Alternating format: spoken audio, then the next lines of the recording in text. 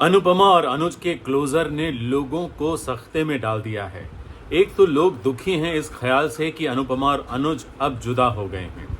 अनुज अब श्रुति से शादी करने वाला है और उससे पहले वो अनुपमा को सफाई देकर गया, साथ ही साथ क्लोजर भी देकर गया। तो क्या अब अनुपमा और अनुज सच में एक दूसरे से जुदा हो जाएंगे? क्या वो कभी दोबारा नहीं मिल पाएंगे? क्या अनुज और श्रुति की शादी सच में हो जाएगी? ऐसे कई सवाल लोगों के मन में आए हैं और हाँ, ये सीन देखकर बहुत सारे लोगों को रोना भी आया है। नमस्कार, मैं हूं संदीप पंड्या और आप देख रहे हैं मेरा चैनल सीरियल और संदीप। आप सभी का स्वागत है। आगे बढ़ें उससे पहले आप सबसे गुजारिश है कि अभी तक आपने हमारे इस चैनल को सब्सक्राइब नहीं किया है तो कृपया सब्सक्राइब कर लीजिए, बेल आइकन को दबा दीजिए ताकि आपको हमारे वीडियोस के नोटिफिकेशंस मिलते रहेंगे।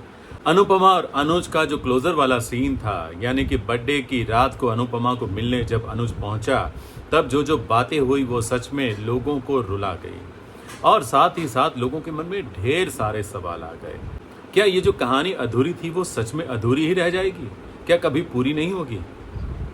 फिर अनुज सच में श्रुति से शादी करेगा? क्या वो कर पाएगा? और ऐसे कई सारे सवाल हैं जो लोगों के मन में हैं। लोग इमोशनल भी हुए, रोए भी, लेकिन साथ ही साथ लोगों को अनुज की बहुत सारी बातों से नफरत भी हो गई।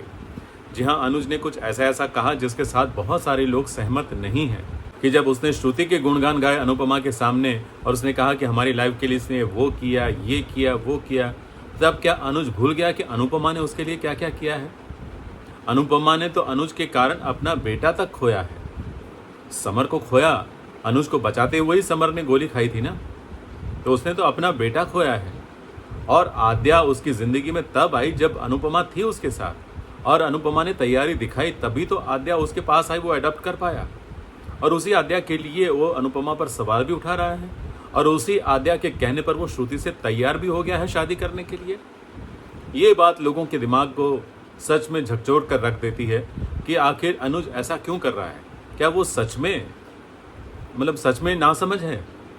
जिस तरह की बातें उसने की है, भले उसको प्यार है अनुपमा से, उसने अनुपमा से कहा कि श्रुति से वो प्यार नहीं करता, वो आद्या की खुशी के लिए उससे शादी कर रहा है।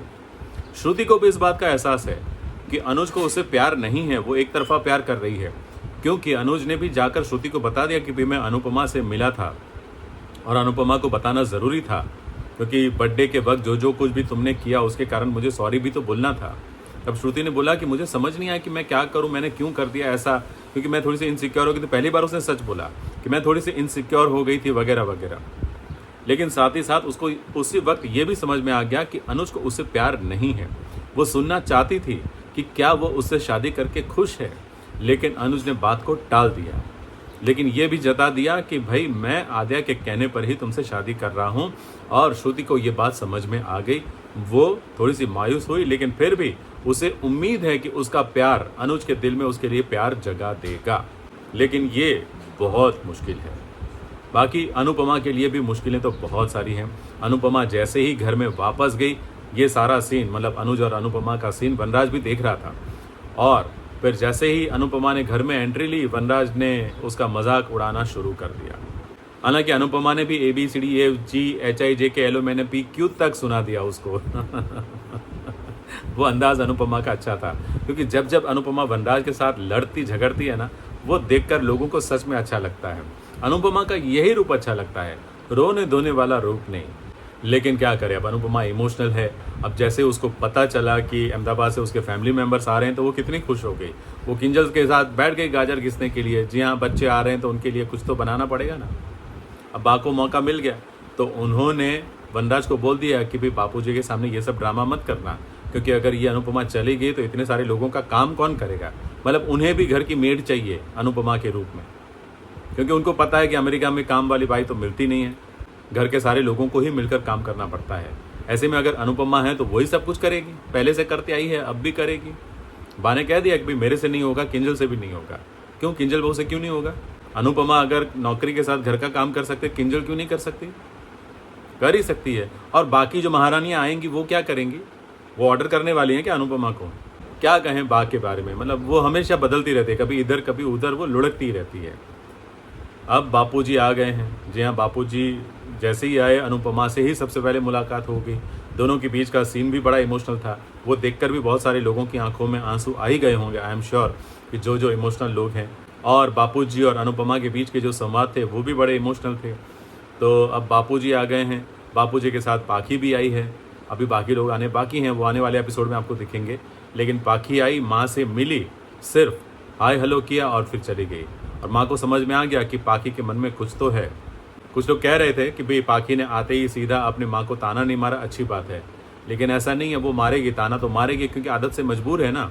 वो भी तो अपने पापा पर गई है, दादी पर गई है, दोनों का मिक्सचर है वो।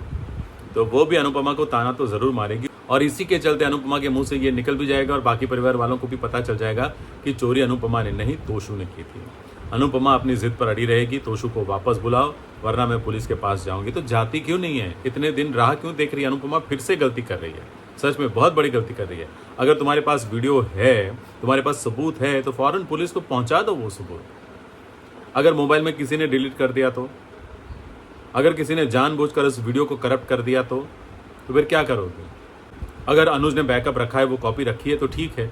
लेकिन शायद अनुज ने भी ये सोचा होगा कि चलो भी मैंने अनुपमा को भेज दिया तो अब मेरे पास रखने की क्या जरूरत है। उसने अगर डिलीट कर दिया है तो क्या होगा? फिर तोशु को सजा कैसे मिलेगी?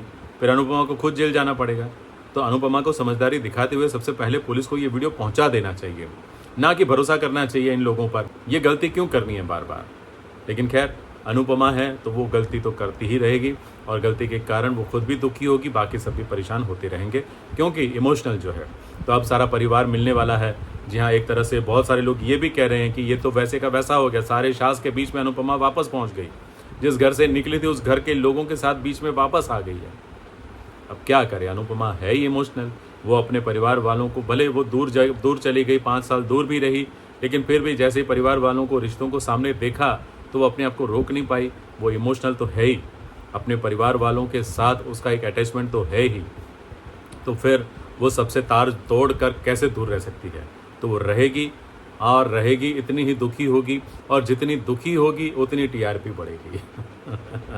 खैर, टीआरपी के नंबर बढ़े ना बढ़े, लेकिन हाँ, अनुपमा की दिक्कतें और भी बढ़ने वाली तो हैं ही, क्योंकि अनुज और श्रुति की शादी में वो कैटरिंग करने वाले, ये तो हम सब जानते ही हैं। और वहाँ क्या क्या होने वाला है इस बारे में अब ज़्यादा जानकारी की संभावना थोड़ी सी कम हो गई है। क्यों? क्योंकि अनुपमा जी यानी कि रूपाली गांगुली के ही कहने पर मेकर्स ने ये फैसला किया है कि अभी कुछ दिनों तक अनुपमा के सेट और सेट के आसपास कोई भी मीडिया कर्मी को अलाउड नहीं किया जाएगा, किसी भी तरह के मीडिया वालों को अलाउड नहीं किया जाएगा। तो फिर वहाँ से अपडेट आना थोड़ा सा कम हो जाएगा, क्योंकि रूपाली को लगता है कि भी उनके सीरियल के सारे कहानियाँ जो आउट हो जाती हैं और स्पॉइलर लोगों को मिल जाते हैं, तो लोगों का इंटरेस्ट कम हो जाता है। उनकी बात सही भी है, लेकिन मैं कहता हूँ कि सही नहीं भी है, क्योंकि ये हमारा एक्सपीरियंस रहा है कि जब कोई बात बाहर आती है तब लोगों का इंटरेस्ट बढ़ जाता है। ये हमारा अनुभव है। जी हाँ, जब बात बाहर आती है ना और उसके बारे में चर्चा होती है, तब लोगों का इंटरेस्ट बढ़ जाता है। अच्छा, ऐसा होने वाला है, चलो चलो देखते हैं क्या होगा। ये भी एक फैक्टर है ना। बाकी वो लोग बहुत कम होते हैं जो ये सोचते हैं कि अच्छा ये तो मैंने जान लिया, अब मुझे देखने की क्या ज़रूरत है। नहीं, जब उनको पता चलता है कि कहानी में ऐसा कुछ होने वाला है तो उनका इंटरेस्ट और बढ़ जाता है कि ये कैसे होगा, चलो देखते हैं, है ना। तो मेरे ख्याल से मेकर्स को और रूपाली गांगुली को इस बारे में दोबारा सोचना चाहिए। मीडिया को बैन करना सही बात नहीं है, क्योंकि बाकी सारी कहानियाँ भी तो मीडिया वाले करते हैं ना। हो सकता है कि भी आप लोग अगर एम्बार्गो डालें, और वैसे डालते ही हैं, एम्बार्गो रखते ही हैं, तो जो मेन कहानी का ट्रैक है वो रिवील ना करके एटलीस्ट आपके कॉस्ट्यूम्स, आपके सेटिंग्स, आपके कहने, वो कहानियाँ तो बनाकर दिखा सकते हैं ना मीडिया वाले।